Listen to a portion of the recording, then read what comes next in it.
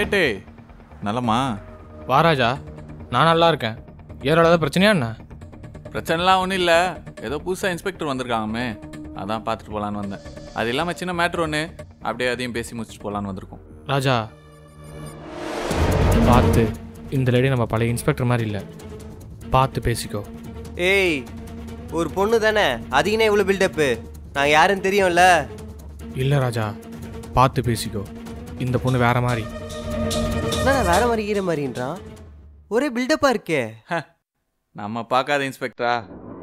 பா.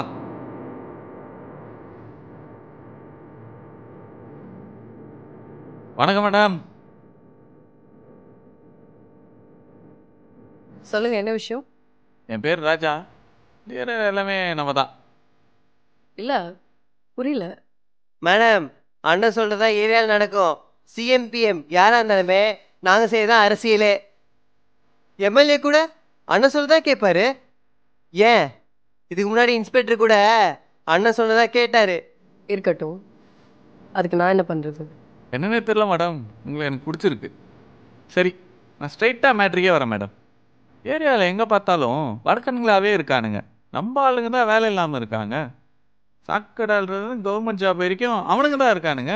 அங்கே தொட்டு இங்கே தொட்டு கடைசி எங்கள் பிஸ்னஸ் கையிடுச்சா நல்லா இருக்குமா?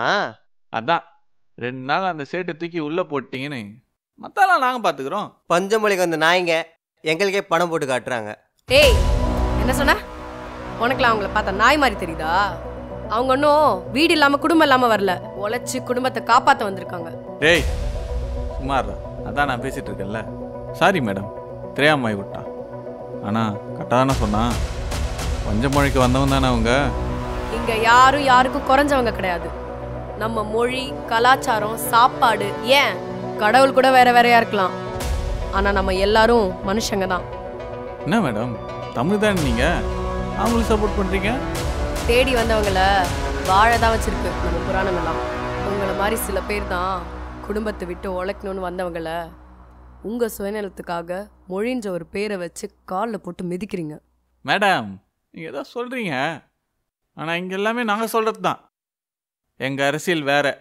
ஏய், நீ அரசியல்வாதியா? ஏய் ஏய், வாய மூடுறா. பொலிட்டிஷியன்னா என்னன்னு தெரியுமா? இந்த வெள்ளை வெட்டியும் வெள்ளை சட்டையும் போடுறதுக்கு உனக்கெல்லாம் ஒரு மேடம் தப்பா பேசுறீங்க. நான் கரெக்டாக தான் பேசுகிறேன். பாலிடிக்ஸ்னா எல்லாருக்கும் எல்லாமே கிடைக்கணும். பொலிட்டிஷியன்னா குடும்பம், சொந்தம், சாதி, மதம், மொழி, இதை எதையும் பார்க்காம எல்லாரையும் சமமாக பார்க்கணும். அது நீ இல்லை மேடம், நீங்கள் வேற, எங்கள் அரசியல் வேற. உங்க அரசியலா? அரசியல் எங்க எல்லாரோட உரிமை, அது யாருக்கும் சொந்தம் கிடையாது. இது ஒரு சாக்கடை மேடம், காலை விட.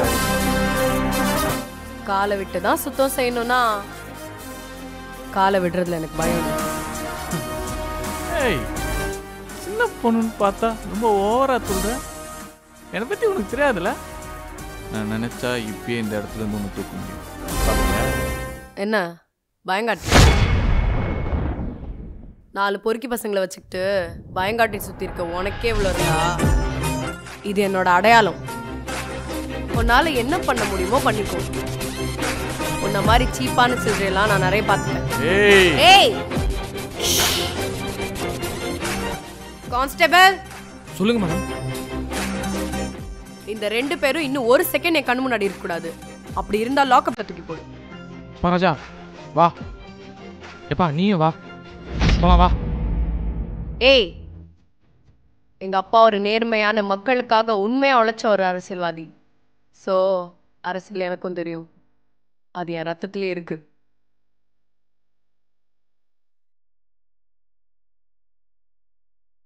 யாதும் ஊரே யாவரும் கேளு.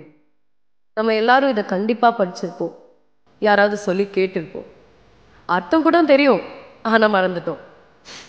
நம்மளை மாதிரி தான் அவங்களும் சிவப்பு கலர் ரத்தம் ஓடுற மனுஷங்க. மனுஷனை மனுஷனா பார்ப்போம், எல்லாரையும் சமமாக நடத்துவோம். அதுதான் நம்ம அரசியல். ஜெய் ஹிந்த்.